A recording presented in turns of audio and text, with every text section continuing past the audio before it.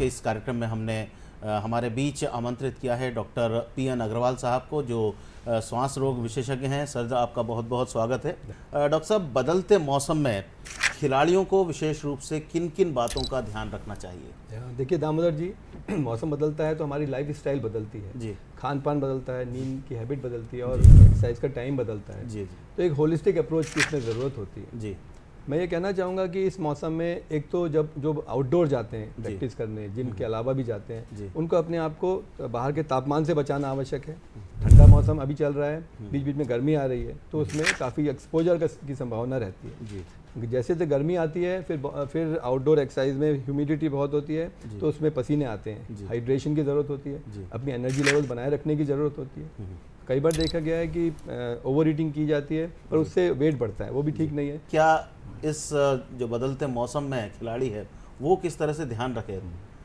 उसको चौकन्ना रहना चाहिए जी। सबसे पहली बात मैं कहना चाहूँगा। जी। दो तरह के दो ग्रुप्स हैं, एक तो जो नॉर्मल हेल्दी खिलाड़ी हैं और दूसरे वो जिनको एलर्जीज हैं, अस्थमा हो सकता है, ब्रोंकाइटिस हो सकता है। यंगस्टर्स में भी काफ़ी कॉमन है ये। जी। गर्ल्स हो सकती हैं, बॉयज़ हो सकते हैं। तो होता क्या है कि जैसे आप बोल रहे हैं, दिन में तो गर्मी है तो मैंने देखता हूँ कि लोग स्वेटर सब छोड़ के आते हैं, परंतु यदि खिलाड़ी शाम को एक्सपोज हो जाता है तो उसको गले के इन्फेक्शन की संभावना है, वीजिंग हो जाती है, निमोनिया के भी कई ऐसे बहुत से इंस्टेंसेस आ रहे हैं। तो मान के चलिए कि अभी बदलता मौसम है, तो उस तरह से अपनी तैयारी लेके चलें, गर्म कपड़े अपने साथ रखें और अपने आप को ठंडे मौसम से बचाएं। ऐसे में एक इन्फेक्शन है वायरल इन्फेक्शन, जिसे जनरल इन्फ्लुएंजा का इन्फेक्शन बोलते हैं, पर जब कभी ये निमोनिया करता है तो गंभीर हो सकता है। इसको हम जो H1N1 वाला, इसको हम स्वाइन फ्लू कहते हैं। तो ऐसे केस में स्वाइन फ्लू के वैक्सीन लगाए जाते हैं। ये एक प्रिवेंटिव वैक्सीन होता है, साल में एक बार लगाते हैं और WHO ने इसको रिकमेंड किया हुआ है। तो इन्फ्लुएंजा का वैक्सीन सबको लगाना चाहिए, क्योंकि इससे साल भर प्रोटेक्टेड रहेंगे। ग्रुप्स में स्पेशली जब जाते हैं तो वहाँ देख रेख की ज़रूरत होती है। प्लेयर को तो खास तौर से बहुत ज़्यादा ज़रूरत है अपने लंग्स को स्ट्रॉन्ग करने की। बिल्कुल। तो वो किस तरह से स्ट्रॉन्ग किया जाए? एक पहले तो आप आम व्यक्ति के लिए बताएं कि आम व्यक्ति को क्या करना चाहिए कि उसकी लंग्स की क्षमता बढ़े, क्योंकि क्षमता बढ़ेगी तो वो और ज़्यादा एक्टिव होकर अपने काम को अंजाम दे सकता है। बिल्कुल बिल्कुल परफेक्ट बात है ये। क्षमता बढ़ाने के लिए, फिटनेस बढ़ाने के लिए सबसे ज़रूरी है कंसिस्टेंसी बनाए रखें। प्रतिदिन व्यायाम करें, एक्सरसाइज करें। एक्सरसाइज 2 या 3 पार्ट्स में भी की जा सकती है।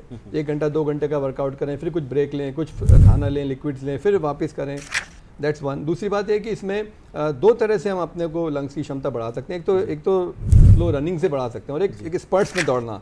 200 मीटर फास्ट, 100 मीटर फास्ट दौड़े, रुके फिर फास्ट है, इसमें बॉडी को स्प्रिंटिंग कैपेसिटी बढ़ती है। हर गेम में ऐसे इवेंट्स मौके आते हैं जब एकदम बहुत फास्ट एक्टिविटी होती है, और कुछ इंडोर और आउटडोर गेम तो ऐसे इसमें कि हम लगातार ही एक्टिविटी फास्ट बनी रहती है। अब आप खिलाड़ियों के लिए बताएं कि खिलाड़ी अपने लंग्स को कैसे स्ट्रॉन्ग कर सकते हैं? जिसमें एक बात और मैं बहुत इंपॉर्टेंट बताऊंगा कि एक्सरसाइज कई तरीके से की जा सकती है। साइकिलिंग एक बहुत अच्छा स्पोर्ट है, रोइंग बहुत अच्छी एक्सरसाइज है, एक नॉर्मल पर्सन के लिए और एक्सपर्ट के लिए भी। स्विमिंग बहुत अच्छी एक्सरसाइज है। इन तीनों एक्टिविटीज़ में और रनिंग में, चारों में देखकर ये नेचुरली होती है। और जितना चाहे हम अपने आप को ट्यून कर सकते हैं, उतने हम अपने आप को ट्रेन कर सकते हैं। तो आज के कार्यक्रम में इतना ही। हमें इजाज़त दीजिए। नमस्कार।